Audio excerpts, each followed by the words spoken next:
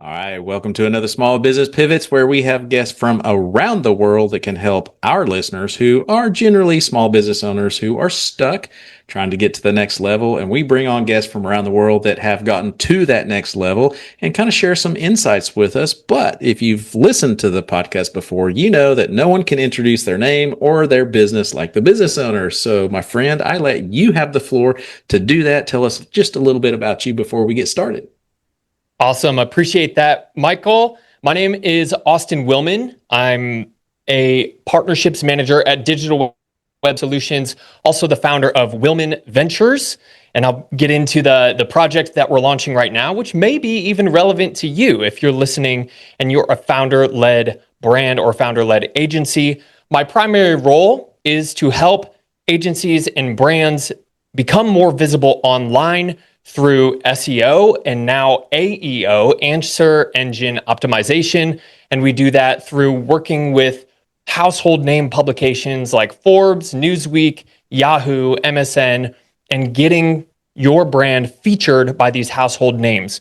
So that's those are my two roles. I also host a podcast where I interview marketing leaders and agency founders from around the world. It's called E-Coffee with Experts, and I am approaching 100 episodes on that podcast. So, Michael, I'm excited to be here with you and share what's going on in my world, and I hope the audience can find some valuable tactical takeaways today. Absolutely. Well, congratulations on your 100th episode. For those of us that do podcasts, we know how challenging and exciting that is to That's get right. to that milestone. So congratulations. We'll talk more about that. But let's I know a lot of our listeners, they really like to get to know our listeners because some people came from wealth, some people didn't. And so sometimes for these to be applicable and relatable, I kind of got to know their story first, right? So just catch us up a little bit to when you started adulting, kind of what your life was growing up, so we can kind of get a taste of you. Yeah, I love that. You're in Oklahoma City. Correct. And I grew up in a small town in Ohio called Attica. There's under 1,000 people in the town. It's actually considered a village. And actually, if you look on the Census Bureau statistics, the population is declining. I was the first person in my graduating class of 77 people from Seneca East High School to move out of the town and go to college. I went to The Ohio State University, and I started in the summer quarter before they moved to semesters. I was in the Ohio State marching band, and that was partially the reason why I went down early. So from there, I have a psychology degree, and my first venture into entrepreneurship was actually launching it was kind of a coaching program for adolescents to help them understand really who they are and what they want before they decide what to do with their life, aka invest money into college or start a job, only to get burnt out, have turnover, accrue massive student debt. So that project was actually launched back in a town smaller, not smaller than Attica, but similar to Attica's size. And that was my first exit. I sold that business to a nonprofit, and I was very happy about that. This was probably almost a decade ago now. From there, I moved to Malaysia to work with a tech/marketing personal development company called Mind Valley. I cut my teeth on community management there. I moved to Istanbul, Turkey during the pandemic and stayed there for about 6 months doing coaching and business consulting. I moved back to the US to do door-to-door solar, where I was working a commission-only job selling door-to-door solar in the sunshine state of Arizona. I did that for 3 years, expanding my territory to Texas, South Carolina, and then I ended up in Northern California, where I was leading a team before I exited the industry, went to an organization called Cardone Ventures doing small business consulting. And then through there, I separately managed a community of agency founders for a marketer named Neil Patel. And that's what introduced me to digital web solutions. So that's where I'm at now. We are also launching a founder community at the end of this month. And in tandem with that, Willman Ventures, like I said at the top of the episode, helps founder-led agencies and brands produce more content and without putting something else on their plate. So that brings us up to speed. Well, that's not a simple journey. And for our listeners that may not have heard of those organizations you talked about, those are high level. So Eric Edmeades, I don't know if with Mind Valley, I actually follow him for speaking. His speaking talents. Cardone is Grant Cardone, Neil Patel, SEO master of the world, master in the world of SEO, that kind of stuff. So these are big names. How did you get into those organizations? Because that's not an easy task. They require high level. Yeah. And I can appreciate that you actually know who those people are, because in the business, in the marketing world, like you said, these are world leaders. And the way that Willman Ventures came to existence is I saw with Mind Valley, with Cardone Ventures, with NP Digital, these are all massive 9-figure founder-led brands. And I was like, what the heck? Like, we're talking about scalability, we're talking about processes, we're talking about workflows, and all of that. I think the understanding for small business owners is they say, I am the bottleneck because I am the face of the business. And I get stuck in this trap between business generation, lead generation, sales, and actually producing the deliverables or the outcomes. And so they're stuck in this trap, and they say, like, there's no way that I can create content, and I can't make time to create personal brand content because I'm busy doing these two things. And my challenge to you as the listener is to look at these brands and say, how did they do it? And the answer is they started with content. They started with, obviously they have a base level foundation for what they do and how they execute, but they leaned into their primary asset, which is their own personality, their own personal brand. So I saw this amongst, the companies that I worked for, and I said, in each one of these, I didn't go to have a 30-year career. Like, I knew that the future of business is not going to be a 30-year career where employees stay, like my mom and my dad, my stepdad. The future of business is different. We'll get into that in a separate topic. But yeah, you asked how I got into those. It was really out of curiosity, and I wanted to go to each of these organizations to learn about the back-end systems, but also to get closer to the founder. So Tony Robbins, I'm a big fan. I've been to many of his events and was actually on staff at several of them. But Tony Robbins says that proximity is power. And I took it to heart. So that's what took me around the world and got me closer to these leaders. That's amazing. That's amazing. Well, let's dive into systems, because I know there's so many facets of the business that small business owners can get stuck in, but I know something that can basically be a huge return on investment is systems within an organization. You mentioned workflows and things at these big organizations.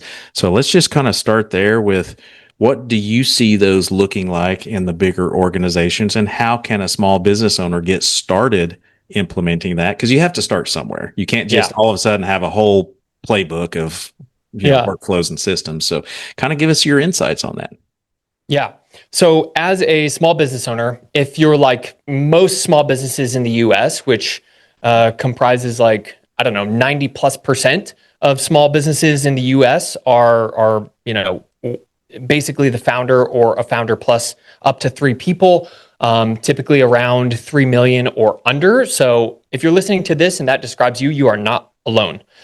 And typically the way that these businesses start and grow is the founder has a task or a deliverable that they're able to do. They have a skill and they start to deliver that, and they do it until they grow word of mouth, they produce great work because they are the center and they have control over everything.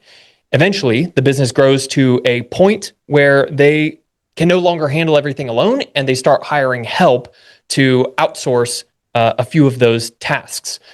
The challenge is most founders aren't, let me rephrase that. Most founders are waiting until they're overwhelmed to start looking for help. And what happens is they add another task to their already overflowing plate, and the urgency of the offloading tends to skip the documentation. And you'll hear this like, oh, well, just hire for, there's a couple ways to do it. Hire for talent or hire for skill, and then, just make sure that they can, you can deal with them, or you can hire for personality and then you can train the skill. But what I'm seeing working at these high-level organizations is expectation setting from the very beginning. So how you laying the foundation, some people call them like core values, operating principles, guiding principles, having something that describes you and how you work as an individual person translates to the rest of the brand. I think a lot of founders don't quite get that. They're seeing themselves and their brand separately because it's a different LLC or an entity than their first and last name. But the reality is your business is a direct reflection of your own brain. So the first step I would say is having some sort of operating system in terms of values, what you're good at, how you approach problems, how you interact with customers, the language that you use. This is all like personal brand DNA, and creating some sort of I'll call it a company Wikipedia that has definitions for everything.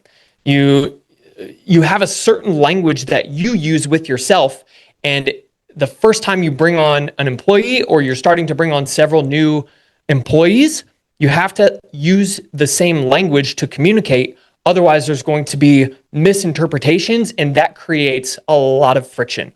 So before we even get into building out processes, the processes are built on shared language.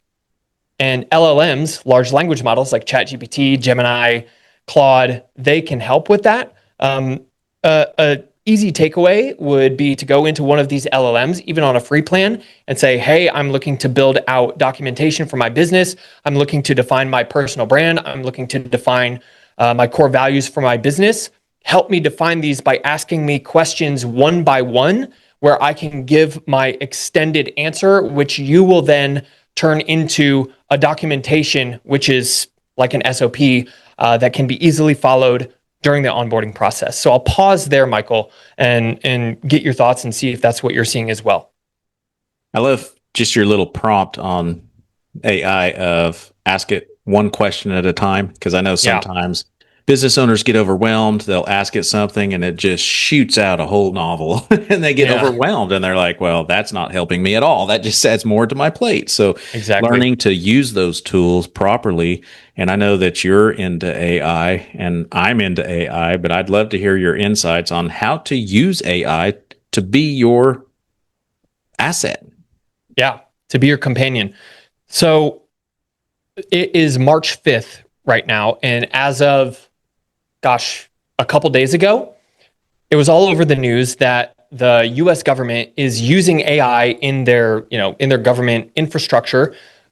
The AI that they were using is called Anthropic, and their primary product is Claude.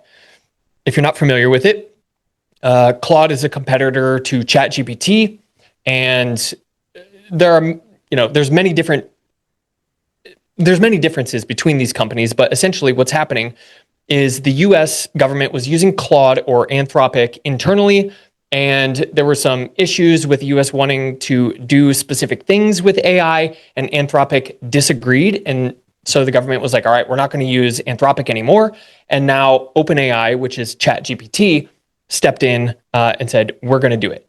The reason I'm setting this context is because this caused a lot of public backlash, and many ChatGPT users see this and say, oh, Anthropic is standing their ground. They're a much more they're a much more ethical company.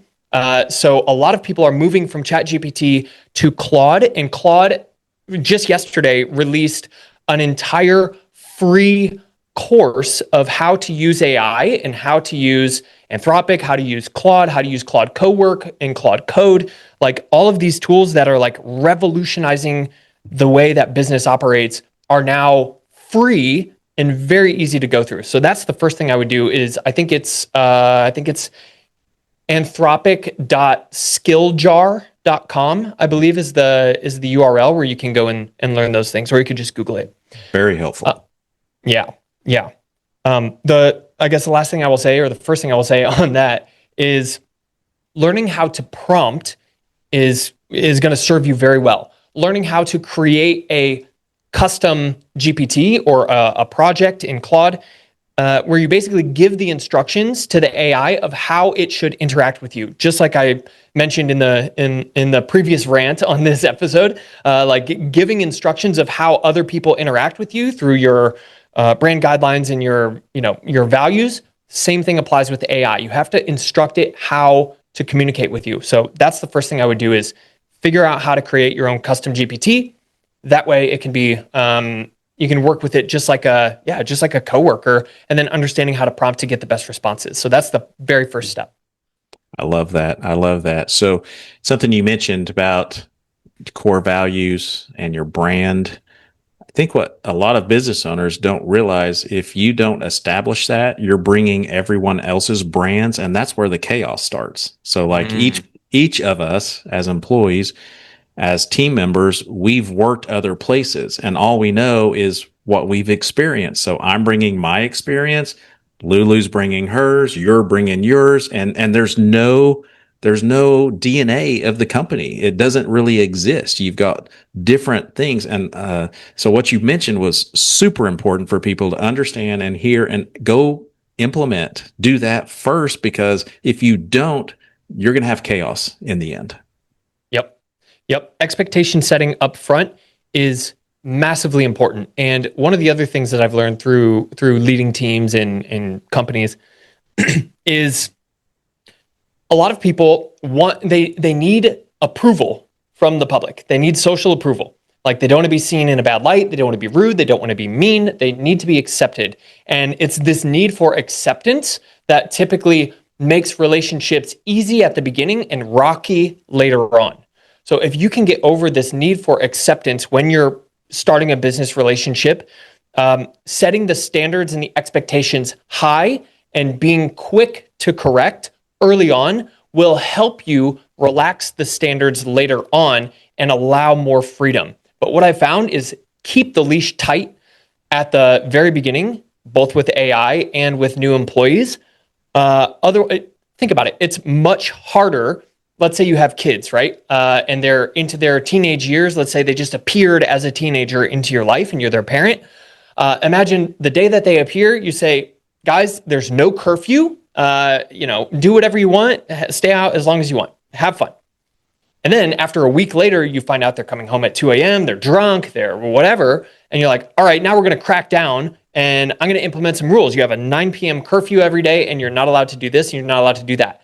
How difficult is it to implement that, as opposed to saying, day one, you have a 9 p.m. curfew. If you're not here, there are consequences. And then after a week of them following that, you can relax and say, you know what, you've been really great. Now we can extend it to 10, 11, midnight, whatever.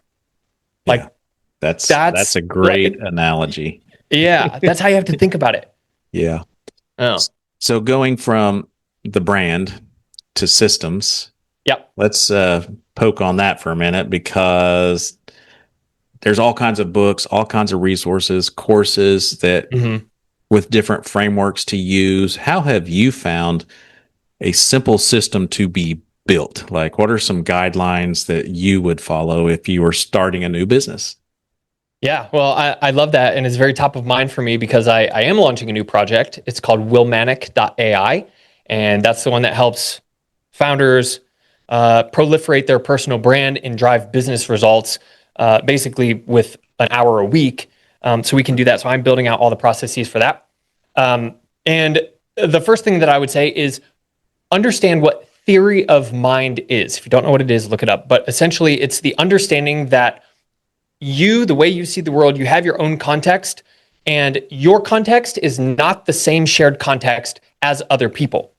And if you have developed a strong theory of mind, it will be more clear to you to understand that when I am doing something, in the back of my mind, when I'm building processes, I have to understand that when I'm building something, somebody else who does not have my experience, my knowledge, my ideas will be reading this or going through or watching it. And I have to make everything very clear for them. A simple tool that has honestly, Michael, revolutionized the way I'm doing business right now. And if you don't have it, like I can share my link, but it's called Whisper Flow. All it is simple voice to text. iPhone has it, Apple has it, but it's a little bit different. I mention this because when you're talking about building a workflow, just speaking it as if you're telling somebody what you do is the easiest way to start. Open up a Google Doc, open up Whisper Flow, and just say, all right, I'm going to walk you through how I do this, and get that initial documentation, and then pass it through Claude and say, can you put this into like an SOP format?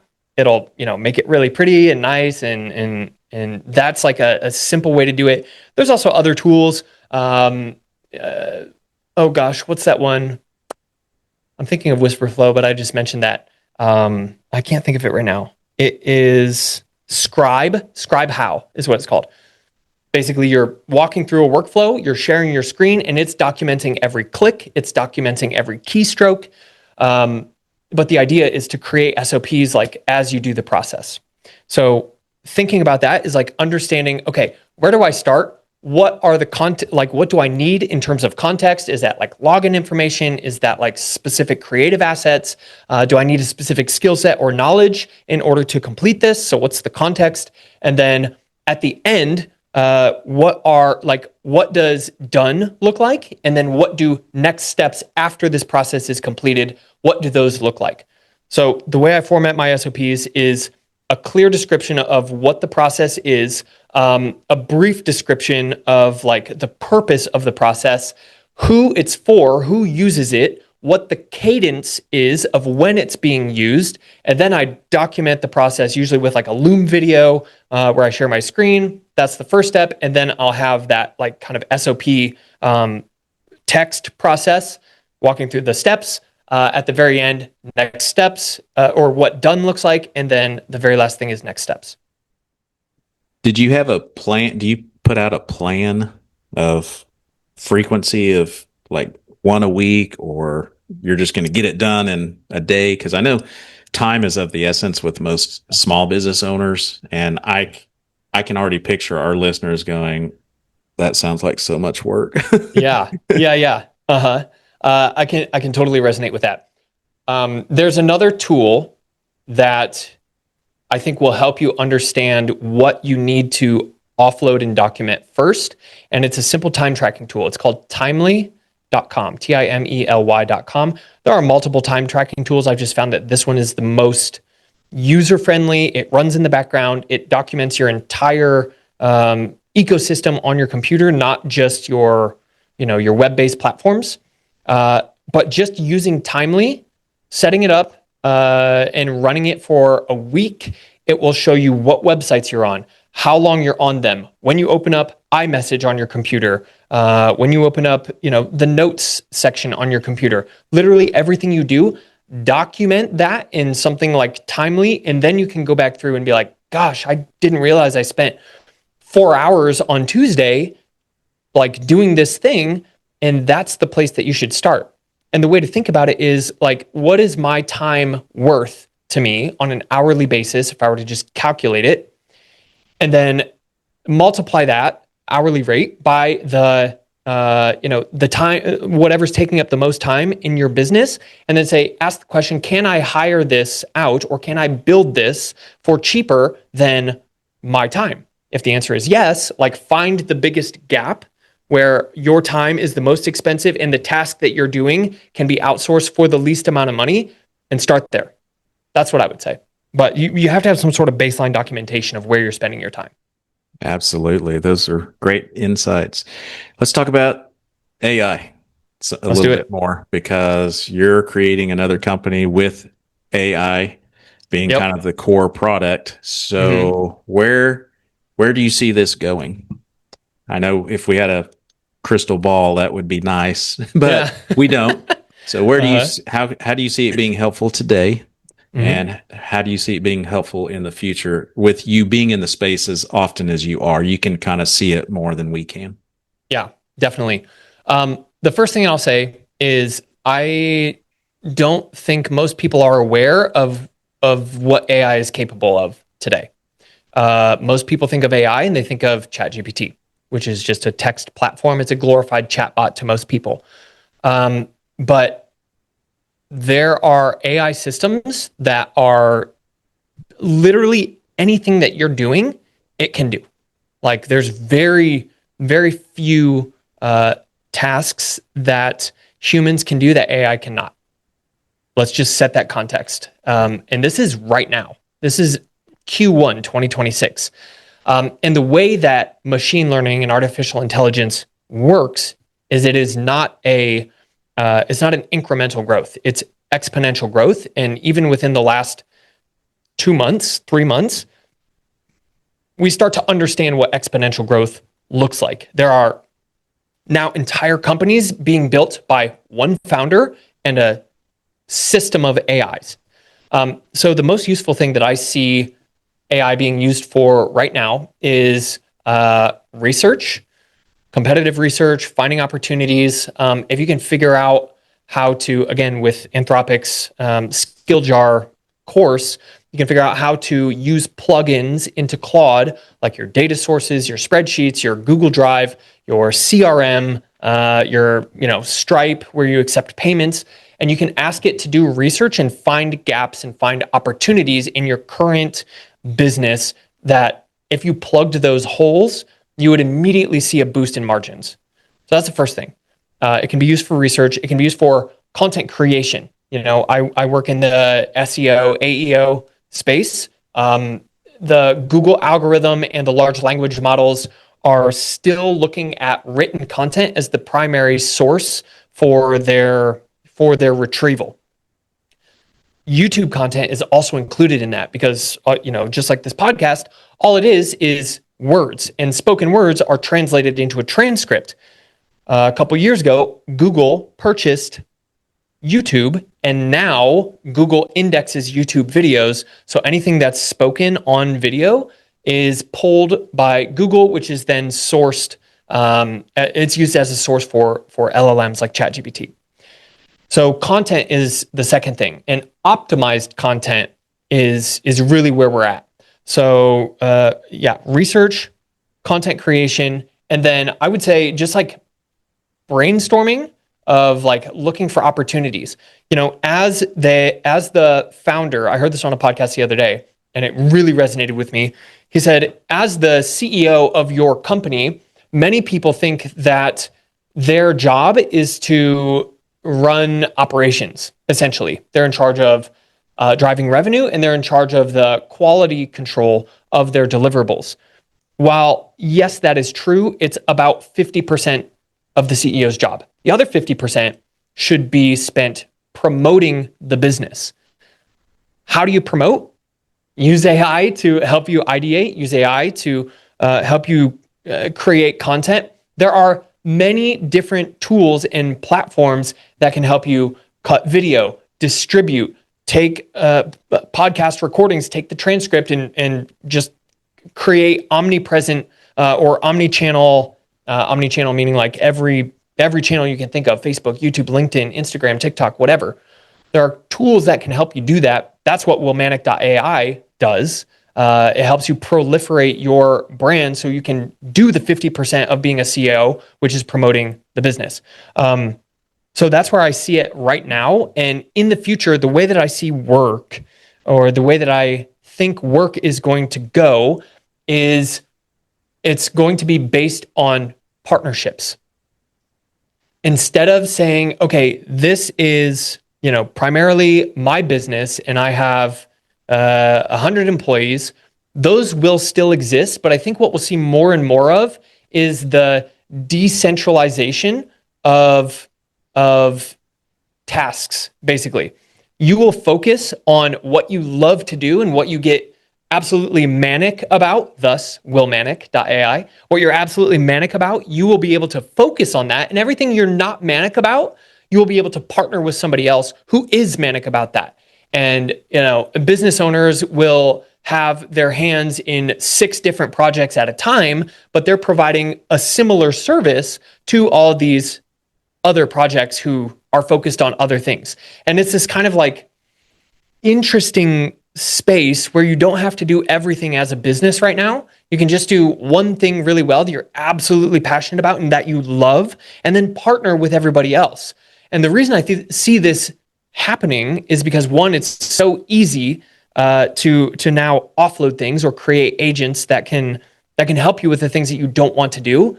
The agents can help you deepen your skills and deepen your expertise and enhance the quality of your output exponentially. And when we're talking about content and finding the right audience, the algorithms look for consistency and depth of content. So if you're a business owner and you're talking about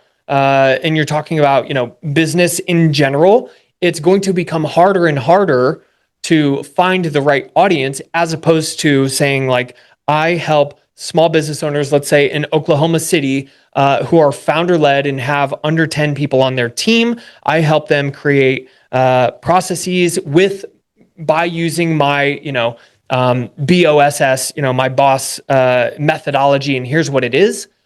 That content is going to find the right audience much easier. And LinkedIn algorithm, Instagram algorithm, LLMs, they reward consistency, depth, and narrow focus rather than rewarding a broad focus. Very interesting. Well, you've got a company you've scaled. So let's talk about the companies you're a part of and how they can help others. Yeah, I love that. So I'm a part of a couple different projects right now. One is Digital Web Solutions, which I am the partnerships manager of North America. DWS is what this business is called. Like I mentioned at the top of the episode, white label link building, SEO services. There's over 400 people on the team. So operations and processes are very important to keep all of those people in line and working at the same level. What I'm creating now is using AI. So just to give you some context here, Willman Ventures has been around for 3 years, I guess. And the newest project, Willmanic AI, basically came from an idea that I had last week. And this week, I have 3 clients. Wow.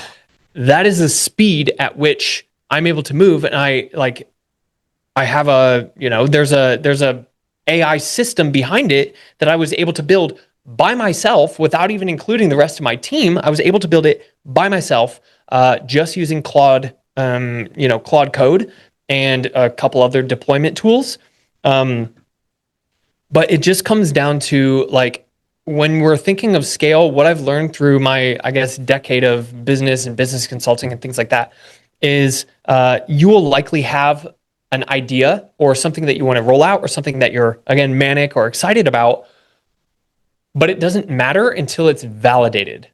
So talking with people, experiencing, like, understanding what their challenges are, understanding what their, pain points are, that's where I've started now. I have realized this content creation thing for founders is a very big pain point. And so I'm able to easily create that. And the way that I'm doing it is a way where I don't necessarily need to be involved in the process all that much.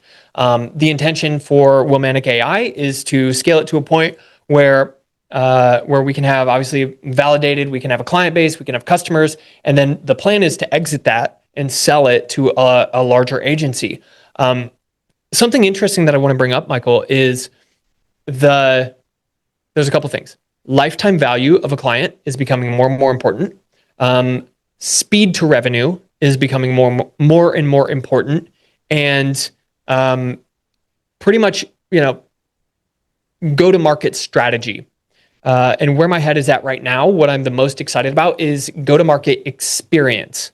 So most businesses, when they're rolling out a new product line, or they're rolling out a new idea, or even launching a new business, they typically, like, you need a way to present your offer to the world and bring people into your business. Now, the way most people do this would be like a lead magnet or some sort of entry-level offer where they exchange some sort of value for a name and an email address. People get into that, they get a small piece of value, and then they get put in this like holding pattern nurture cycle. And then eventually, when the time is right, they will engage further. That is fine. But the way that I'm thinking of go-to-market experiences is delivering the most amount of value that I can upfront, so that they, like, the user almost feels guilty that they haven't paid for anything yet. Yeah. Craziness. So for example, I'll just walk through Willmanic.ai. Our go-to-market strategy is we are reaching out to founder-led brands, like founders, and saying, hey, we can get you on multiple podcasts. This will help increase your authority. And then once they do that, we have this is where the AI part comes in. It's kind of like an onboarding experience where they fill out their, just some very brief information, and the AI brings back an entire brand DNA, everything I talked about with like the guiding principles, the core values, the brand voice, who your audience is, the ICP. It brings back all of that in one session. And then moving forward, it basically creates content for them. Like, let's say it's 5 pieces of written LinkedIn content that is AEO, it's answer engine optimized, that they can copy and paste literally within the same browser session. So like that sort of a go-to-market experience where they're like, holy crap, I said yes to a cold email, and now I'm booked on a podcast next week, and I have a whole week's worth of AEO LinkedIn content without paying anything. Imagine the value that a user gets from this experience, and the trust that that builds in a completely noisy marketplace. So this is the way that I'm thinking about go-to-market strategy and acquiring new customers, is to create this exhilarating experience that over-delivers on value and just builds trust right away. Like, that's how people are opening their wallets for me.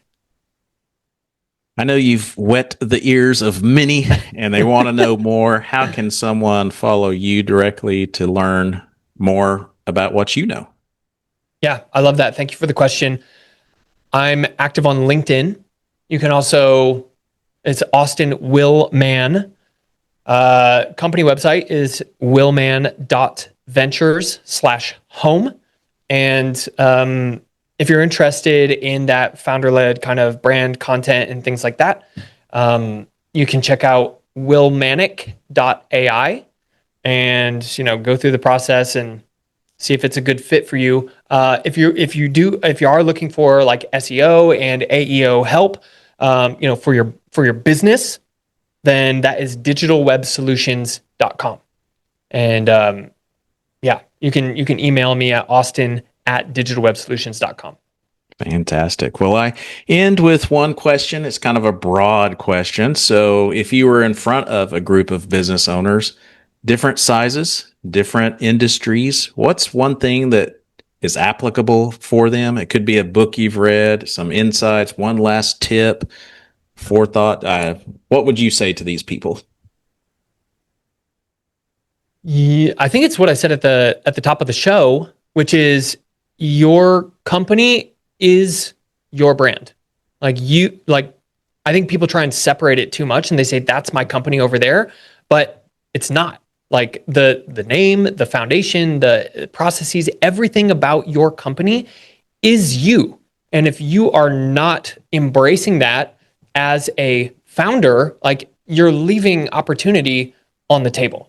So that, and the second thing I'd recommend is there's a book called The Machine Layer. If you want to know everything about AI as it's happening right now, The Machine Layer is absolutely the best book to learn.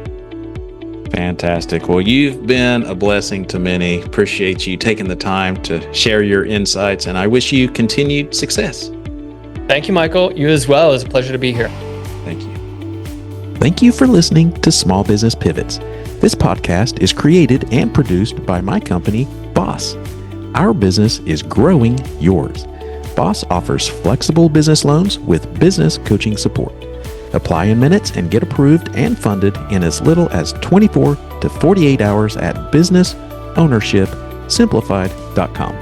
If you're enjoying this podcast, don't forget to hit the subscribe button and share it as well. If you need help growing your business, email me at michael@michaeldmorrison.com. We'll see you next time on Small Business Pivots.